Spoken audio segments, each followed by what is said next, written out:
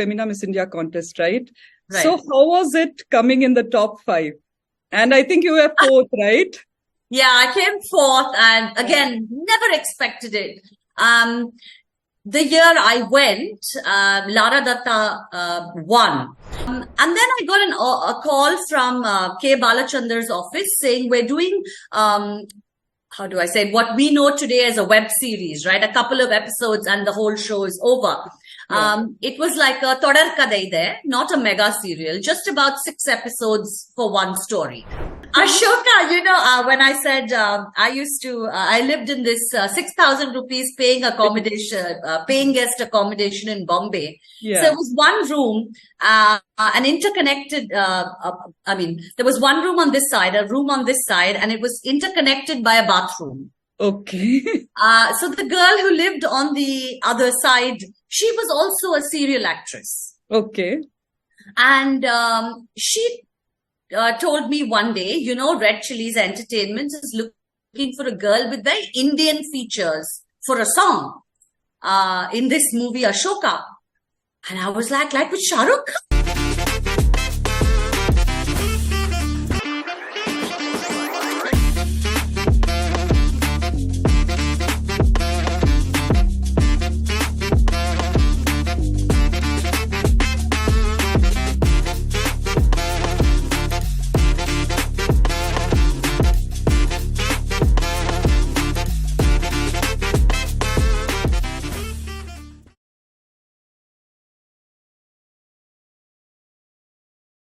Venturing into diverse career paths requires courage, confidence, and resilience. And every choice we make contributes to where we stand in our lives today.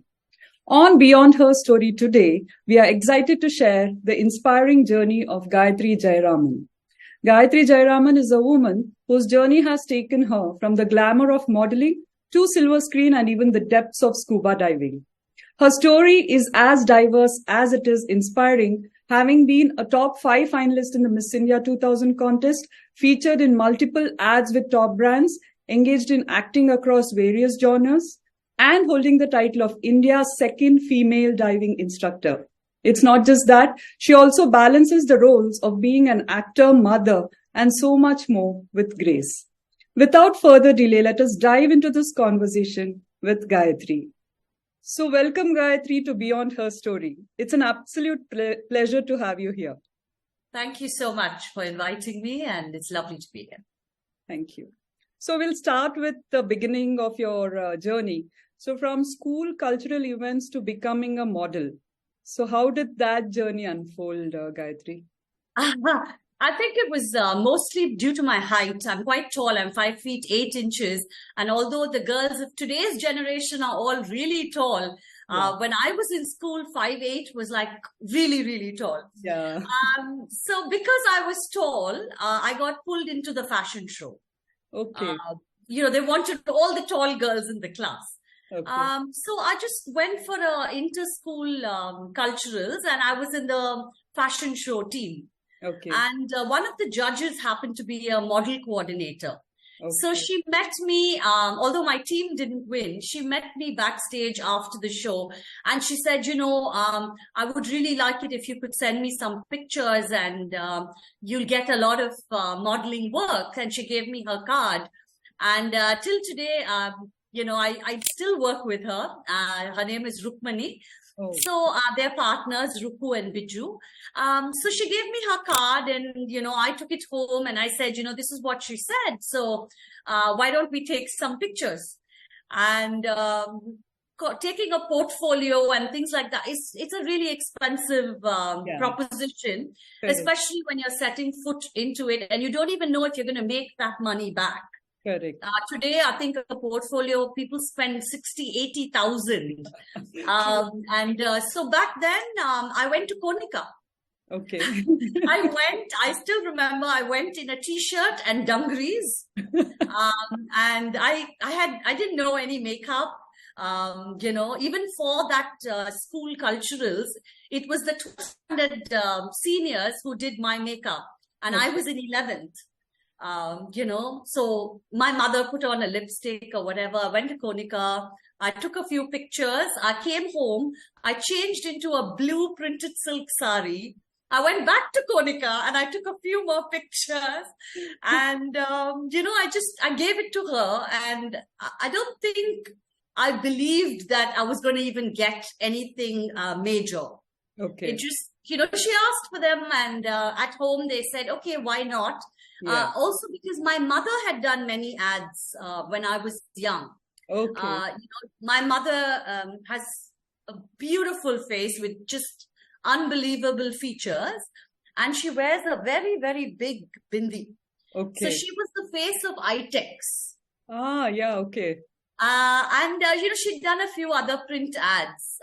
So my dad was like, okay, fine, why don't you try it? And that's how it all started.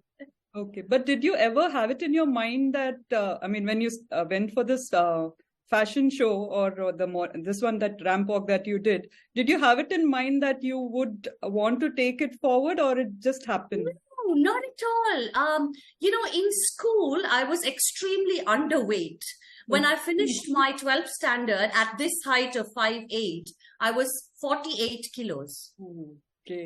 So I did not look, and I was a gawky teenager. I did not think I was beautiful at all. As all teenagers have problems with the way they look. And Correct. I was so thin, and I was conscious of the fact that I was skinny.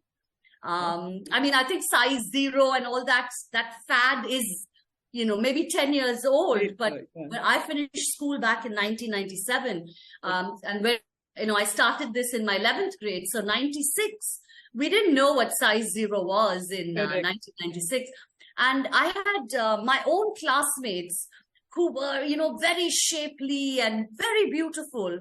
And I still remember having long hair in 2 plaits, and I didn't particularly come from a family that bought me lipstick or heels, or, even if it was my friend's birthday, I went in things like trousers or dungarees. I wasn't in 11th grade wearing a mini skirt and high heels. So I didn't think at all. As I said, the only reason they took me was for my height, not for the way I walked or my beauty or anything, because I looked terrible.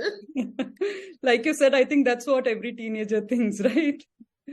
Yeah. I look at those photos and I'm horrified at how thin I was. Today I would give anything to go back to that size, believe me. But in fact, my school was right opposite New College in Chennai, which is a boys' college. Okay. And I used to go by a cycle to school. And the wind used to bend my back because I was so thin. And all the boys in the opposite college, my nickname was Paper Roast. That is how thin I was, So I don't think I ever felt that I was this beauty queen or anything. It just happened and I went with it. And you didn't have it in your mind at all, like even when you're studying, like what you want to become, was this in your mind at all? Or? No, I think I was 6 years old when my dad asked me what I wanted to be. And I told him I wanted to join the army. Okay. And I remember my dad telling me that the army is not a place for girls. Okay. And back then, I suppose things were different. Yeah, correct. And I changed it that day and said, okay, fine, I'll be a doctor. And I never changed it.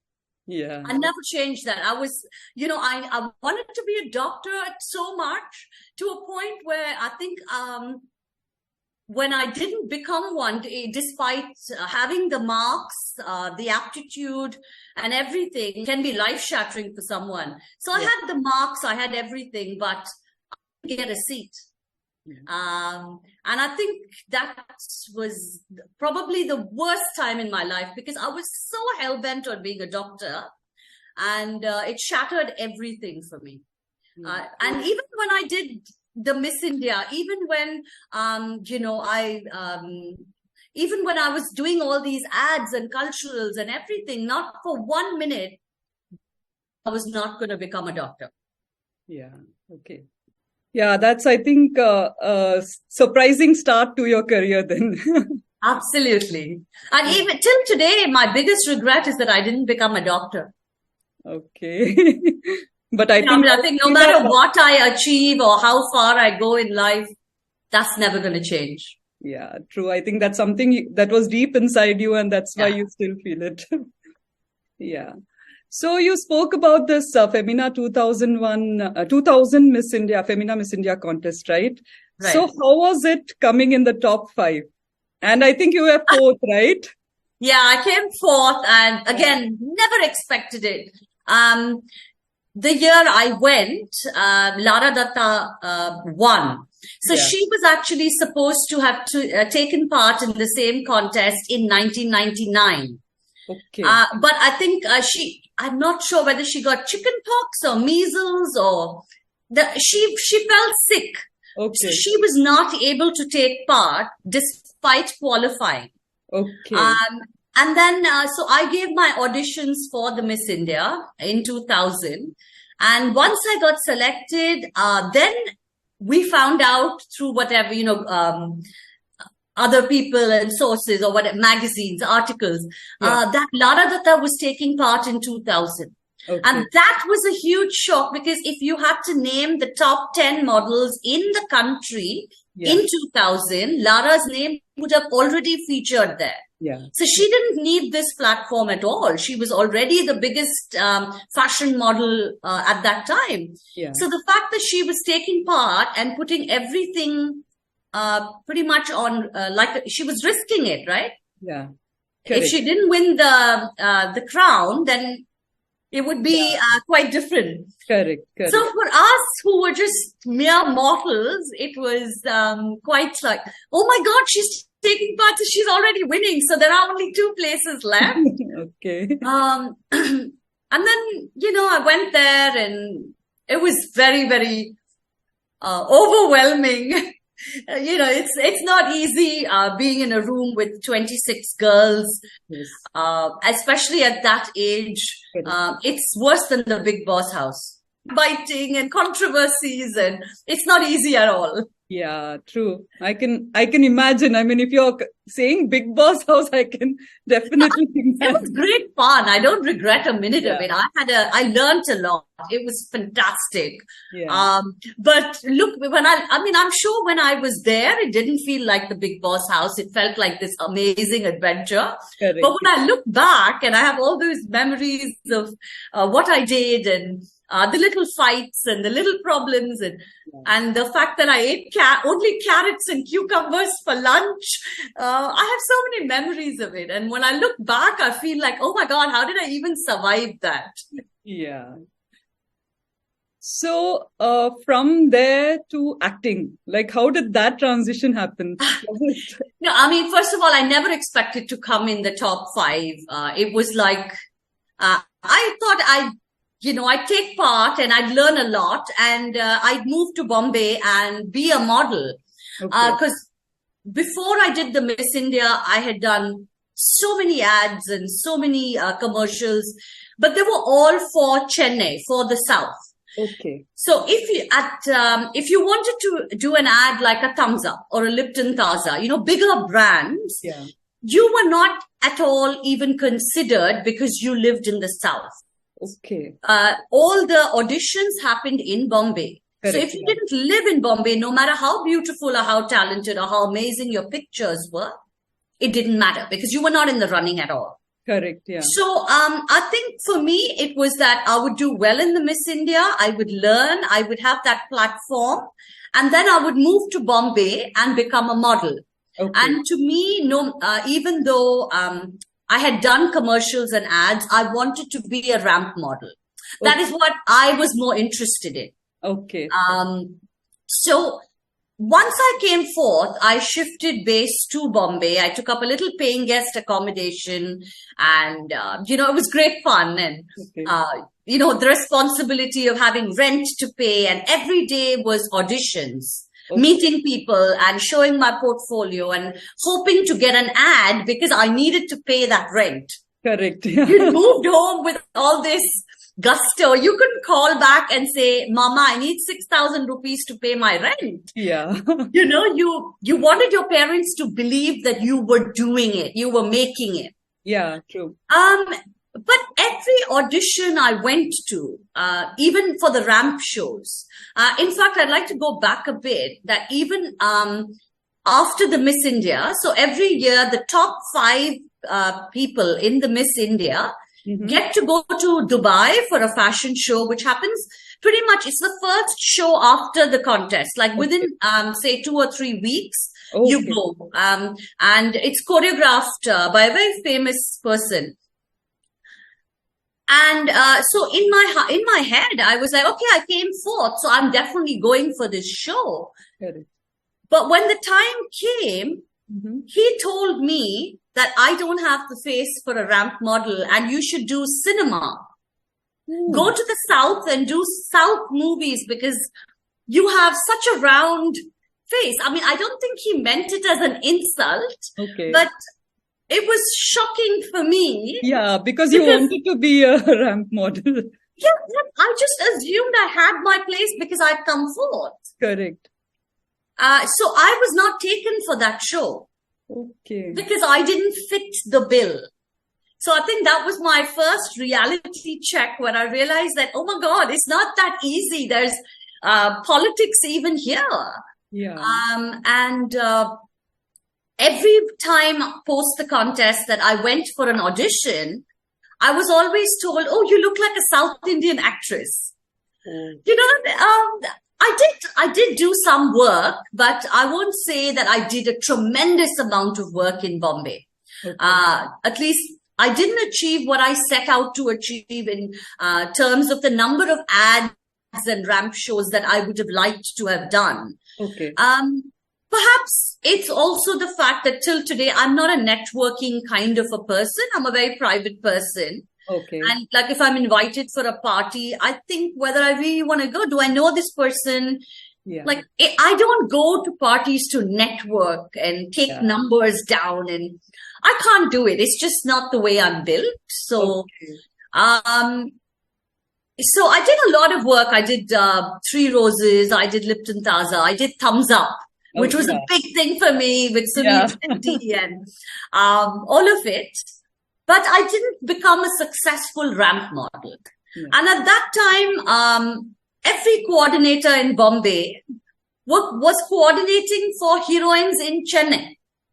Because, you know, the Tamil film industry is obsessed with importing North girls. You know, so when I lived in Chennai, even though I'd won Miss Tamil Nadu and Miss South India, nobody wanted me to be an actress.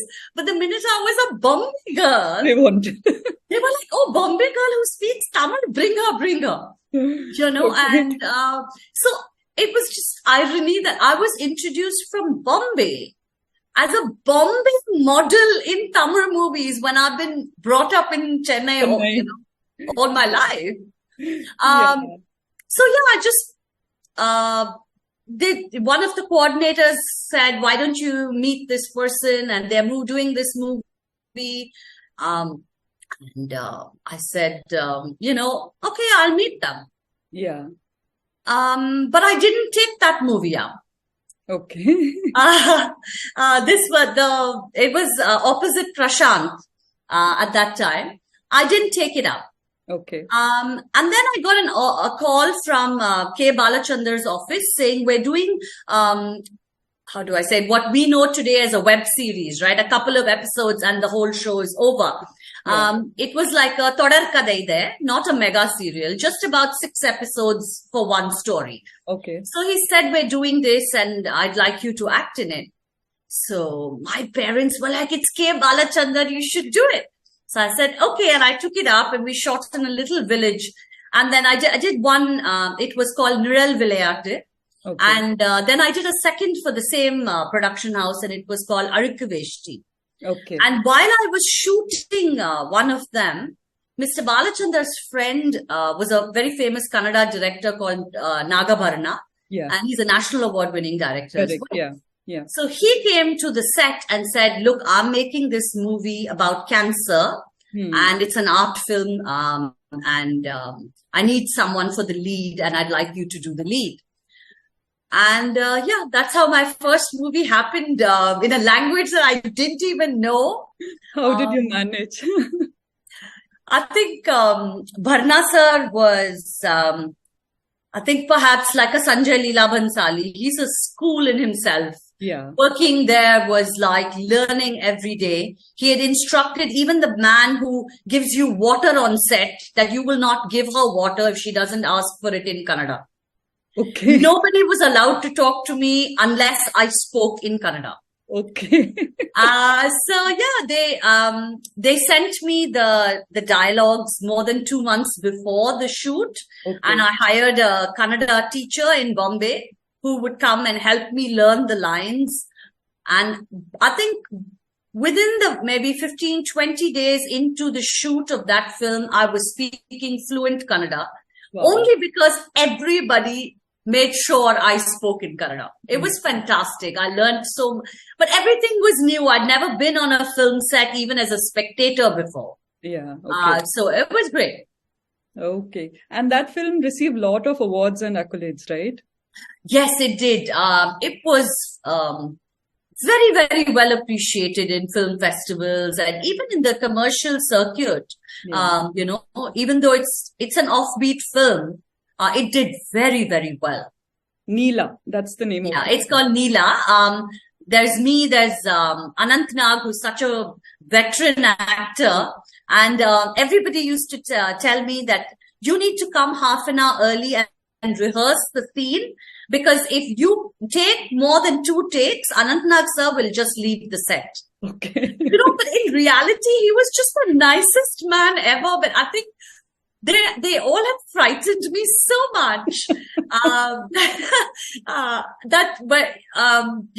was on time and I had rehearsed and I had done everything because I was so scared of someone walking out of set because of me.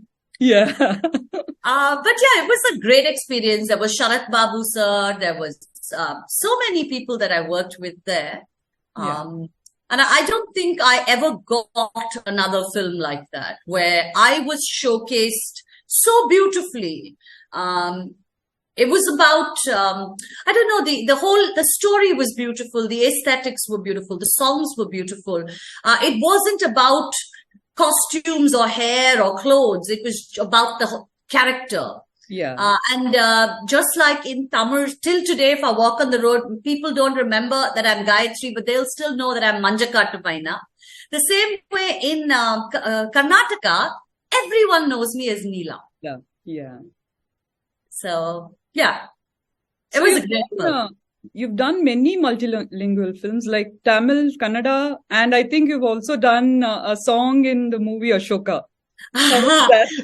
Ashoka, when I said I lived in this 6,000 rupees paying guest accommodation in Bombay. Yeah. So it was one room, an interconnected, there was one room on this side, a room on this side, and it was interconnected by a bathroom. Okay. So the girl who lived on the other side, she was also a serial actress. Okay. And she told me one day, Red Chillies Entertainment is looking for a girl with very Indian features for a song in this movie Ashoka. And I was like with Shah Rukh Khan. I was so enamored. Like I'd never been to a film set. I'd never seen Shah Rukh Khan. Yeah. In fact, growing up, I had a poster of him in my room. Okay. And they said, yeah. I said, well, I don't know to dance that well. She said, no, that and all they will handle. Why don't you just go meet them? Yeah. So I said, okay. There was no taboo. How we look at it now, she did an item number. Yeah. But I think that was the time when these songs had just kind of started. So the tagline item number hadn't happened yet. Correct. Yeah. And I just went to the office and I showed my pictures and I didn't think I'd get chosen. Or they never asked me to dance. Had they asked me to dance, they might have rejected me.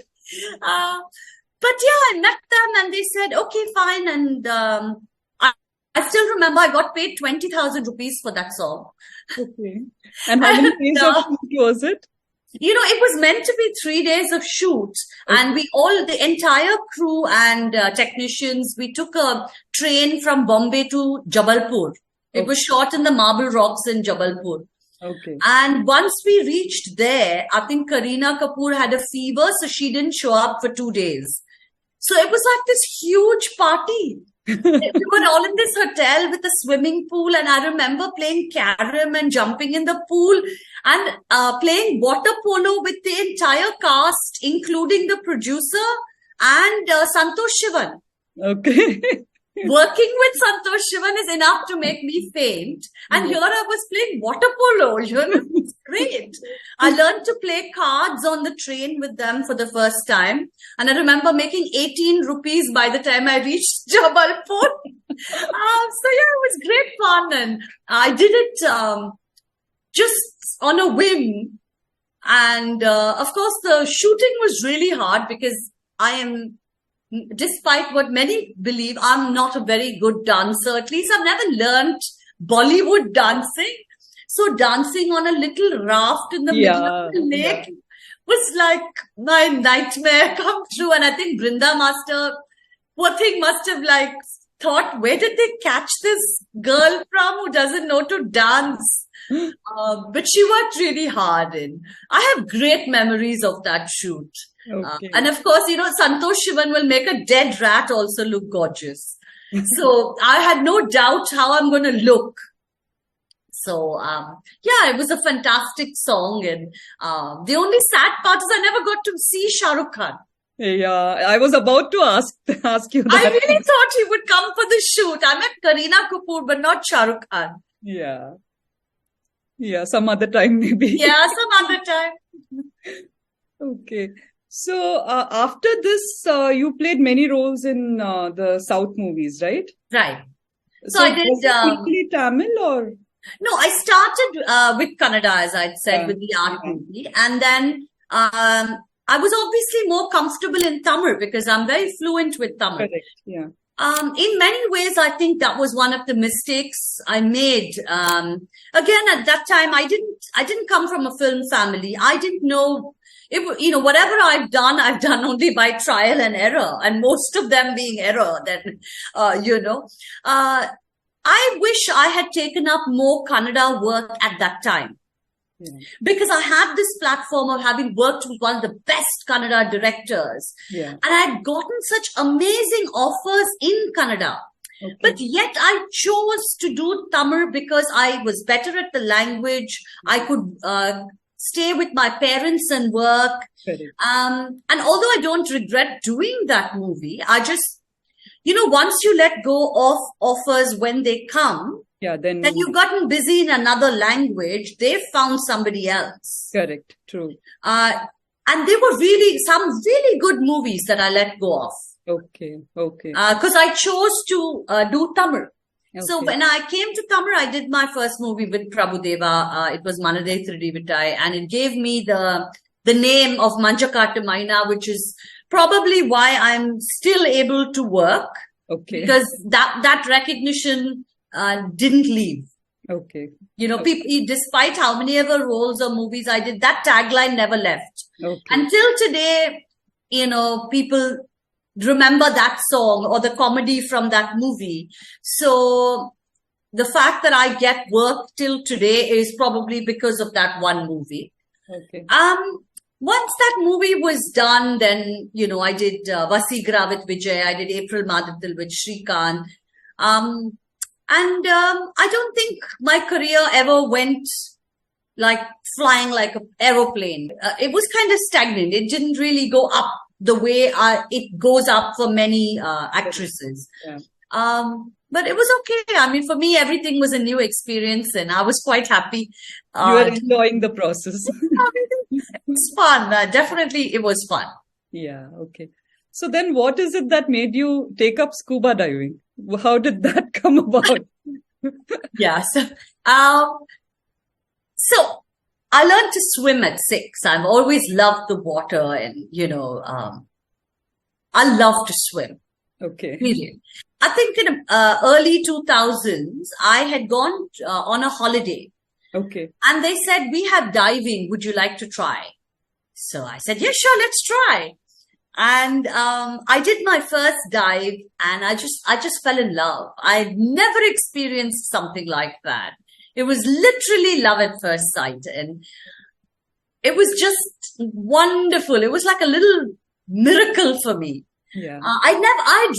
Today you have all these documentaries, Blue Planet, and my children can see what goes on under the ocean without actually doing it. Yeah. But we didn't have those kind of amazing things. I mean, we had Jaws. Correct. Which you didn't want to see. So when I experienced diving, I remember coming out of my first dive and telling my instructor, I'm going to be a diving instructor. And he laughed at me.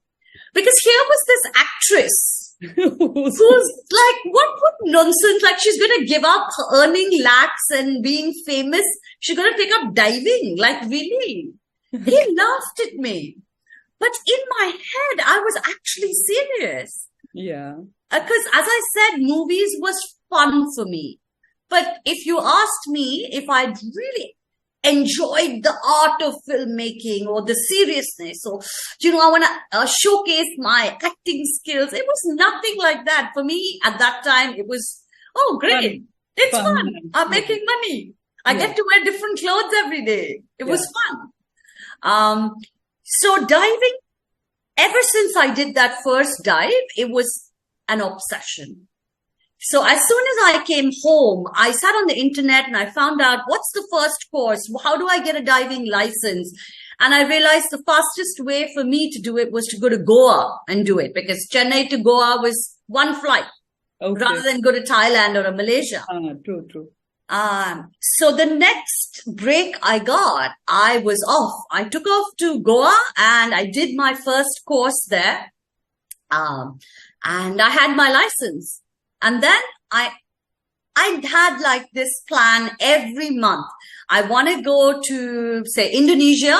I want to stay 20 days and I want to do 40 dives. And what was the budget? And, so I needed 3 lakhs. Okay.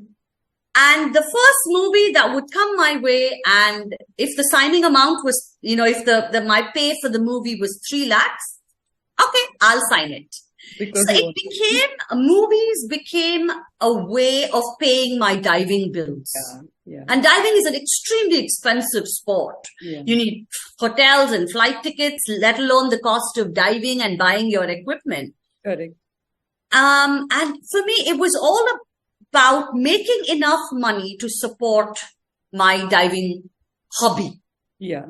More of a passion. It was just a passion. I was just amazed by this world that I never knew existed. And so I think on many fronts, I stopped choosing the roles. I stopped caring about the scripts because I had a diving bill to pay. Yeah. And then at some point, I felt that, why am I doing this? Why am I doing acting to pay a diving bill? I'm not even happy as an actress. I'm just taking up something. I'm just doing it for a different reason. I mean, there are a lot of actresses there who are doing it for the actual passion of acting, but I didn't have that passion, and I had this new passion now. Correct, yeah. So I just made a decision one day that I'll give up acting and I'll take up diving as a career. And it wasn't easy. All hell broke loose in my house when I said that. Yeah. So I remember telling my dad and mom, even if Steven Spielberg calls, tell him I'm busy.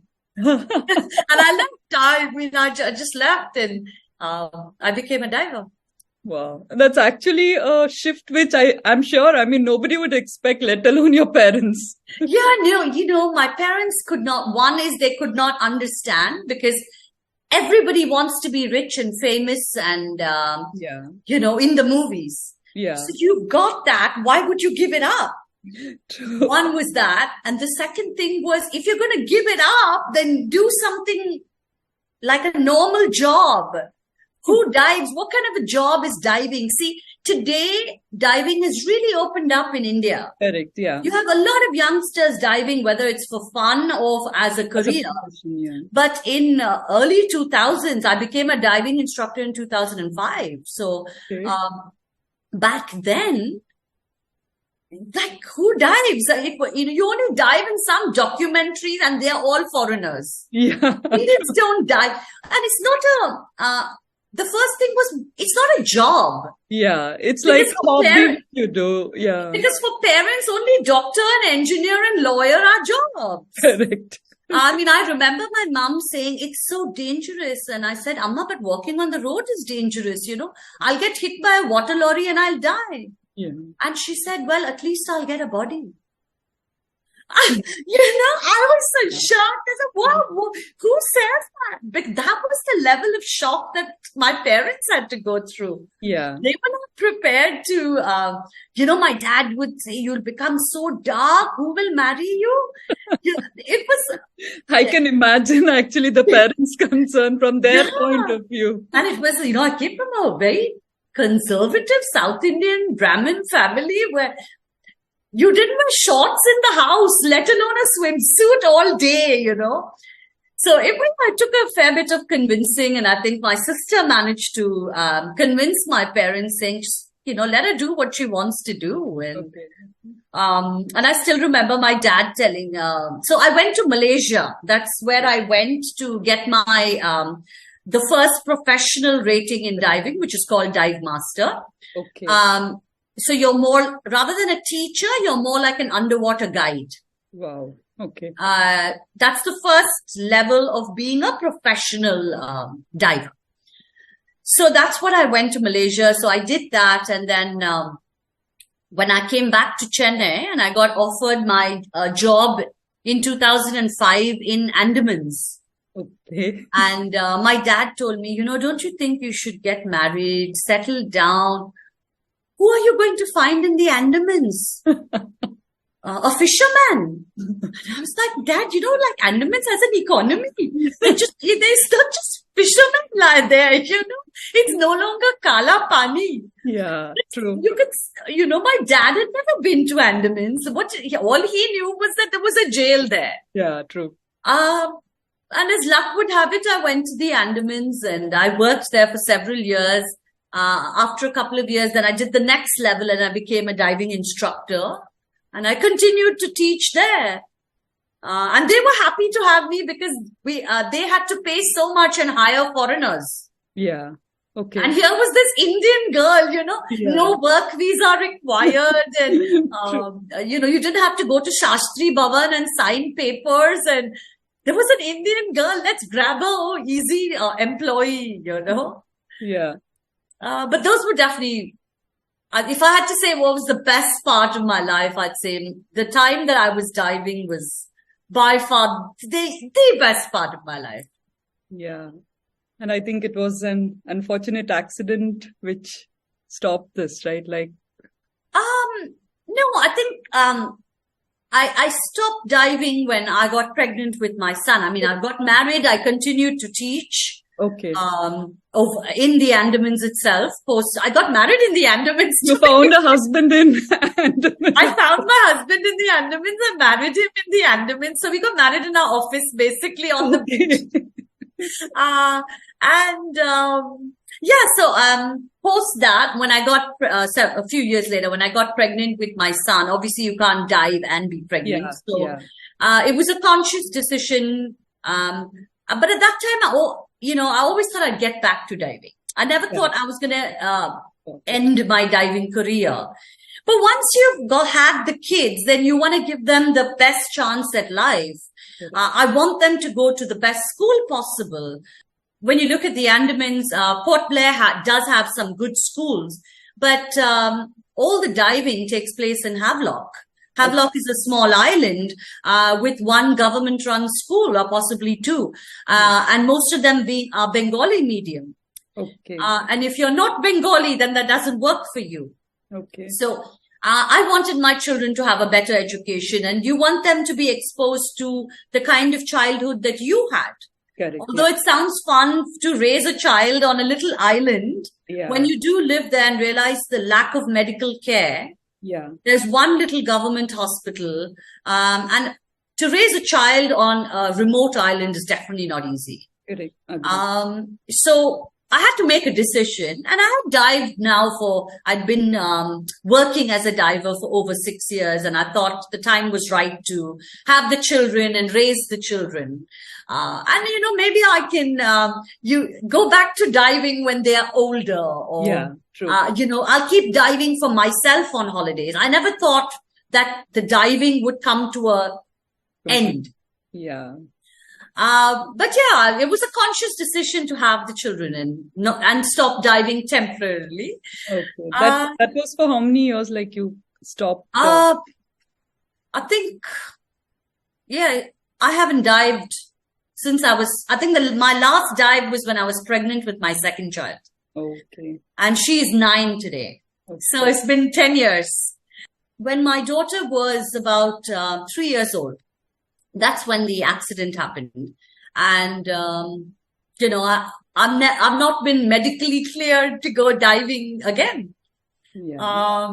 I would love to take my kids diving. In fact, it would be a dream to teach my son, because he's old enough now. He's 12. Okay. You can learn to dive when you're 10. So, I would have really loved to have introduced them to the ocean myself. Yeah. But it's just not meant to be. In fact, my son wants to learn. And when I told him, why don't you just go and do the course? Yeah. I don't have to enter the water. He said, no, Mama, I'll wait. Maybe they'll clear you for diving and, you can teach me. Yeah. I'm still waiting. Maybe they will. Doesn't look like it, but maybe they will. Okay. So that was, I think, one of the most heartbreaking thing for you, right? Because that was your passion. Yeah, At that point of time, when yeah, it happened. absolutely. I don't think it's about passion at all. So what had happened was that I was in Bangalore. We had moved to Bangalore at that time. And I was working out using a resistance band, and it was a total freak accident. And the resistance band snapped from about 5 feet distance with all its force straight into my eyes. Yes, okay. It was awful. It was just excruciating. I remember just falling on the ground. My mother-in-law was there when it happened, and she's the one who rushed me to hospital, and I couldn't see at all. So I knew that it was serious. Yeah, yeah. And I had a cut on my forehead, I had a cut on my nose just from the impact, and then when we did go to the doctor and everything, and then they told me that we don't even know how much damage there is, because right now both your eyes are just swimming pools of blood. You need to wait for the eye to absorb the extra blood, and only then can we even look at the retina or to see what the problem is. So we spent about 3 weeks. I spent 3 weeks with no eyesight in both my eyes. And you never realize, you never thank God for something like eyesight or hearing until the day you lose it. Yeah.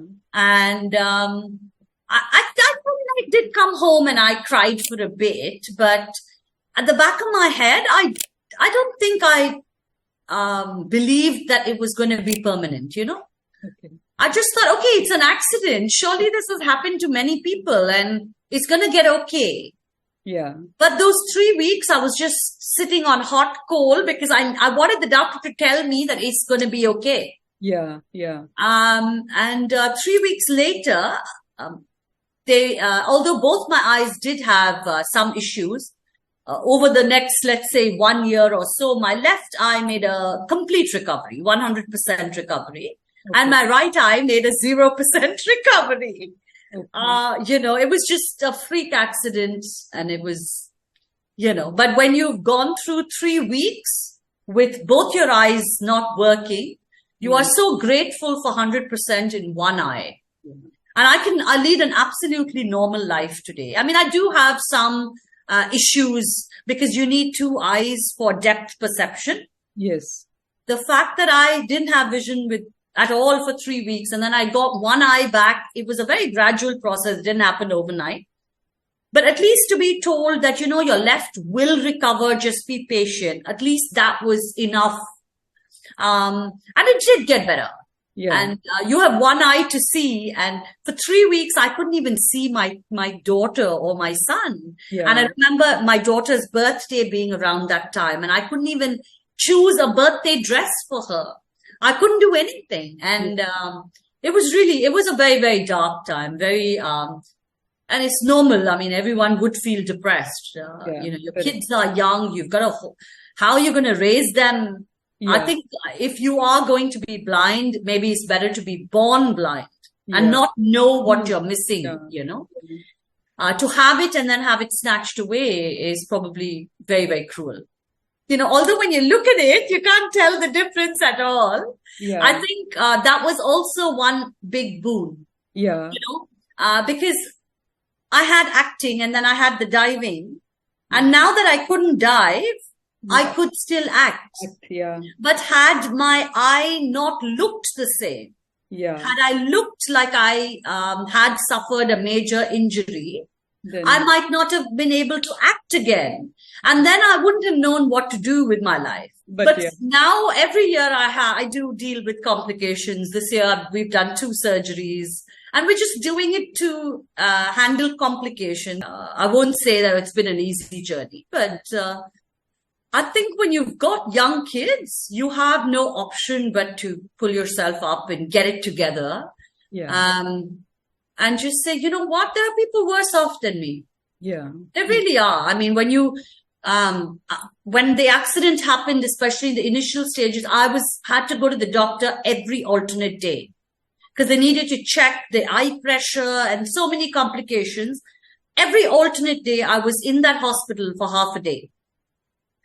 And half a day in a hospital, just one half a day, is enough to make you so thankful. Because you are seeing tiny kids with retinoblastoma and, just such difficult diseases. Not just of the eye, but of anything. And I think just being faced and knowing that, you know what, you've got it easy. It's very, very small. Even if you go blind, you still have a house, you have a family, you've got a support system, you've got people that will care about you, and you are decently well off enough to get the therapy you need or the highest end device, whether it's prosthetic or a walking stick or whatever you need. And there are those other people that have nothing, none of these. So I think a lot of things put together, and you just had to get up and say, you know what, I'm going to deal with this. I'm going to try and make this work. I'm going to do what I can do. There was a lot of crying. I won't deny it. There was a lot of crying and a lot of feeling sorry for myself and this why me and, but then you get out of it. And, I think for me, the kids have been the biggest, reason to get up. So you took up acting again, right? I was actually acting at the time, when this accident happened. I used to come from Bangalore to Chennai, and I was doing a serial for Sun TV called Nandini. Okay.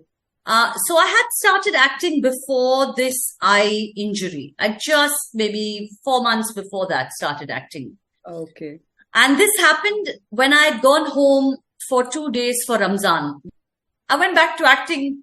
I think my kids, I'd given my kids a few years, and my son had entered first standard. So I felt that, I could separate myself from him a little bit. That's when I went into acting. Then the accident happened. Then I was forced to take a break for several months because of the eye. I wasn't allowed to put on makeup. I couldn't see. There were so many complications. It was a huge learning experience. I learned a lot. I think I grew a lot with it. And I think that's the right way to take these kind of things, as experiences and learnings. Yeah, absolutely. Absolutely. Yeah. It changes everything. It changes how much you appreciate. Yeah. Even simple things I think changed for me. Like when I didn't have vision in both my eyes, and I kept thinking, oh my God, like we have special plates for guests. We have special bowls for guests. Yeah. All these beautiful things we buy, and we put them in a cupboard and lock it up saying these are for guests. Yeah. Yeah. And suddenly I can't even see it anymore. I'm like, why am I not worth it? Why maybe we should just eat in beautiful things every day. If Yeah. we're going to buy them, Correct. then why don't we guests get to enjoy good things? Yeah. So I think once my left vision recovered, everything got pulled out Yeah. of cupboards. I said, I'm not going to have party things and home things. I want everything to look beautiful. Yeah. I want to enjoy it, because suddenly I felt like you never know when you're not going to be able to enjoy something. Correct. So now you're again back to acting full-time in serials? I Tell won't us a say bit about it. No, I won't say full time. Okay. Priority still remains family. Okay. I do like the acting job. For one, I'm not doing movies. I have done a few. I'm not saying one or two that come my way that I really like the script of. Okay. But I am doing serials for the singular reason I can choose how many days I wish to work. Okay. So obviously, given my age, I'm not the main person. I'm acting as the evil mother-in-law or the crying mother, or, since I'm not the main person, my role can either be 4 days or 6 days or 8 days. So when the offer comes to me, I can either take up one serial for 8 days. Yeah. Or I can take up 2 serials for 4 days here and 4 days there. And I get the rest of the time for the family. Okay. So I want a job. Like, everyone wants that independence. They want the pocket money. They want to feel like they're doing something more than just raising my family and my kids, which itself is a great job. Yeah. But since I've always worked, I want a job as well. True. But when I go to work, I can't help feeling guilty that I'm not there for my kids. And they're still young. My son's 12, my daughter's 9. Yeah. So I find that when I'm at home, I long to work. And when I'm at work, I'm like, oh, but I couldn't hear what happened in school. Yeah. And this job gives me both. Yeah. So post my accident and its, complications, and starting this time, my 2 new projects that I've taken up, I think I was very conscious that I wanted more time. Yeah. Okay. For myself, for my family. I can work 30 days a month when my kids are in college. Yeah. This is the only age that they want mama around. My son's 12, probably by 14, he's only going to want his friends and pocket money and PlayStation and a car and, mama, what's for food? What's for lunch? Yeah. He's not going to be as, he's not going to come home from school full of stories. I'm going to have to say, what happened in school? And he'll probably say nothing. Yeah. It was okay. I'm going to get one-word answers, and I know that. So this time I've been very conscious, and I said, okay, I'm going to take on work that I like, but very limited. Yeah. So I've got 2 projects that have started now. They will be telecast only from January. Okay. One is for Sun TV and one is for Vijay TV. Okay. So it's also the first time that I'm doing 2 completely different channels. Okay. And they're very different scripts. One is like a family drama and one's like a political drama. So I've taken it up such that I'm doing 4 days in one and 5 days in the other. Okay. So I'll only be gone from home 9 days a month. Yeah. And I have the flexibility then of being with my family and the kids and, being able to enjoy the best of the worlds, actually. Yeah, it really works. It really works. And although I do wish that, when I watch Netflix and Hotstar, I'm like, oh God, I wish I could do a series like this. And you can wish for everything. But as I said, when it comes, and then my kids are coming home from school, and then I'm so torn between what I want and what I don't want. Yeah. I want to be there everywhere and I can't do it. Yeah. So this is a good balance, I feel, you know. I've got my independence, I've got my pocket money as well, and I've got time with the kids. And once they're bigger, then I will work 30 days a month. Yeah. No, I think that is what every woman would want, because, women have this constant feeling of guilt. Like when you're at work, you feel your children will not get the attention that they actually need. And when you're at home, you feel, what will happen to my career? Or can I think of something which I can do? But now that you're able to balance, I think that's the best thing. And I mean, women would have loved to do what you're doing. I do agree. Yeah, I mean, as I said, this is the only age I can enjoy them before, they go off to college, and then soon it's going to be like, I know I can do it myself. Why are you coming? Don't embarrass me. I mean, I've said all of this to my parents, so I know it's coming. Yeah, true. Yeah. I think fantastic journey, Gayatri. I mean, the switch from modeling acting to scuba diving was like a climax of some movie you would watch, which you don't expect. But then now you're again back into acting, and the way you've handled things, and like you said, right, the way you've decided that you want to balance things. I think it's not easy because, when you have, especially in the glamour world, is what I believe that once you're there, you want to make the best out of it. You want to, take up whatever comes kind of, but you are very clear that you want to balance these two things.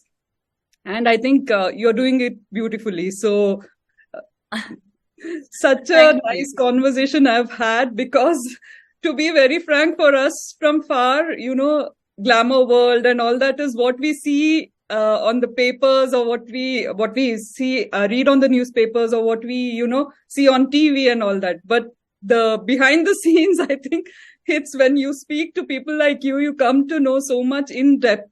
It's just that, like you said, the effort that goes into a serial and all that, right? For us, it's just that, okay, this is one scene, but the behind the scenes, that effort that goes in, I think it's like, that's something that we have learned today.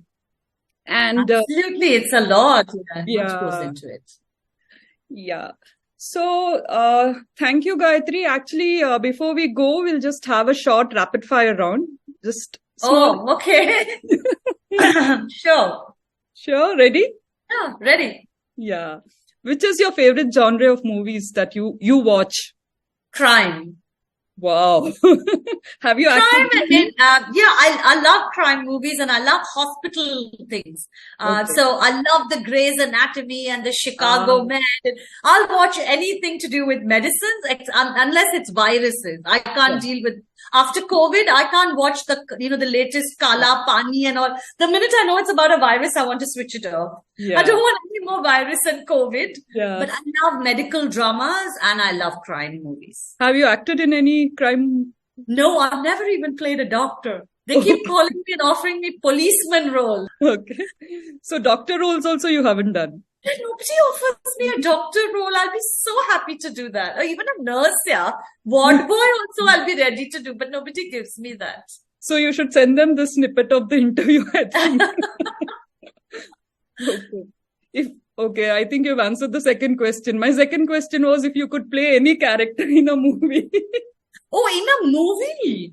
In a movie, I want to be the cop, but not in the cop uniform. I want to be like that crime investigator with a jacket, like Tabu in Drishyam. What is your most memorable scuba diving experience? I think no matter, I've done so many dives all over, I would still say my first dive. First one, because it's like a child tasting ice cream for the first time. Yeah. A child will never eat ragi cereal in its life again. Because it's amazing, right? Ice cream, just like that. It's my first dive. Not just what I saw, and I saw some amazing things. I saw bull sharks and manta rays and turtles. I saw amazing things on my first dive. I was very lucky. But the feeling of weightlessness was another. This zero gravity, just floating in an ocean. Oh my God, I'll never forget that. So my first dive, and that was in Lakshadweep. Wow. Is there any movie role you would like to revisit? Oh my God. No, I don't think so. I think if I had to rewind and rewrite my career as an actress, I would have done very different things. But if I had to redo a role, I'd probably do Neela again. Yeah. Okay. Because I just have such wonderful memories of the way I was treated, the way the whole team was, and just not just about the acting or the role, but the value system on the set and the director and everybody. It was just fantastic. If your life story was a movie, which actress would you want to play you? Somebody strong, I wouldn't want somebody that looks frail and pretty and petite, and I would want someone with maybe some extra substance. Maybe you can play it yourself. Why not? No, I don't know. I think I don't know. Okay. I really don't know. I think I don't know, you said you have a lot of movies. A role that you regret turning down? Oh, a role that I regret turning. I don't know. I don't even know what role it was, but I did, when I was very young, I met Mani Ratnam for a movie. Okay. I don't know why, because it's so long ago that I can't really put two and two together. But I do remember going to his office and meeting him, and he told me that if he was to give me that role, then I would not be able to accept another movie or sign anything for 2 years. Exclusive. Okay. Again, as I said, he never told me about the role or the name of the project, but in my head, I think it's Kannathil Muttamittal, because it came around that time of 2-3 years later, and he didn't have a project in the middle. Okay. That is what I think, but of course I could be totally wrong because he did not tell me the character or the name of the movie. I wish I had waited those 2 years to do a movie with him. Okay. Favorite memory from the Miss India contest? Oh my God. So many. When your name was called for the top 5 finalists? Oh, all that, I don't remember all that. I think I was so nervous and so scared that although I saw it much later on TV and all that, I think it was I wasn't in my body when it happened. I was an out of body, like I was seeing myself. Trance. Yeah, like I can't remember those things. Okay. But I think the memory I have the most was eating lots of cucumbers and raw carrots and cribbing that there was no proper lunch. Okay. I just wanted, I wasn't fat. I didn't need to lose weight. You wanted to eat. I wanted food. I just wanted, it didn't have to be unhealthy food. I just wanted some food. Yeah. But, this again, the diets have changed. What is healthy and what is not healthy has changed so much over the last 10, 12 years. Yeah. But when I did the Miss India, if they needed you to look a certain way, you just starved. Okay. And maybe had only these kind of foods. Yeah, we had to have lemon shots. Okay. Like a tequila shot, but you just squeeze a lemon, you add nothing to it, and you just down it. Okay. And we had to do 8 to 10 shots a day to keep your stomach alkaline. Okay. It was just bizarre, but I think that is my biggest memory of the Miss India, where you'd go for lunch and there'd be like carrots and cucumbers. Yeah. I don't even know how I dealt with it back then. Okay. Now, if you give me carrots and cucumbers, I would just order Swiggy. Yeah, I'm sure. Okay. One last question, which is on my mind. Like, you watch a lot of movies also, right? You are a movie buff. Do you like to watch movies? Absolutely. So is there any role you would like to play, which you watched and you thought, okay, I would have done, well in this role or something? I love Tabu in Drishyam. I love Tabu in Khufiya. Again, very strong women characters. Aishwarya Rajesh in The Great Indian Kitchen. Yeah. I would have loved to have, got something like that when when I was acting. Yeah. Yeah, possibly those 3 movies. Wow. Okay. Yeah, Gayatri, I think this conversation has really been, amazing. Lot of learnings from your experiences, right? Whatever you have gone through, like when you talk about it, you are able to resonate with so many things that you've gone through also. So I think it's been amazing conversation. And thank you for being a part of Wonder Woman Wednesday. Thank you so much for inviting me. It's been wonderful to, have a different interview, because every time I've done an interview, it's always been about films, my film career, and nothing more than that. And I think every woman has so many facets. Yeah. You can be the CEO of a company, but there is another side of you as well, which could be, a homemaker, or someone who does a lot of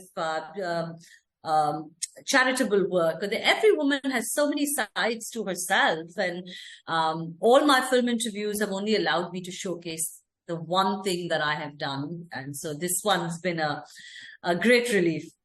Been able to talk about so many different things. So thank you so much for having me on the show. Yeah, thank you, Gayatri. I hope you enjoyed this conversation with Gayatri Jayaraman, and don't forget to tune in and catch the full episode. Remember, your story is as remarkable as you are. So stay tuned for more Wonder Woman Wednesdays Beyond Her Story. And if you have a story and a journey to share, reach out to us at growth@wonderwomanwednesday.com. Thank you and bye-bye.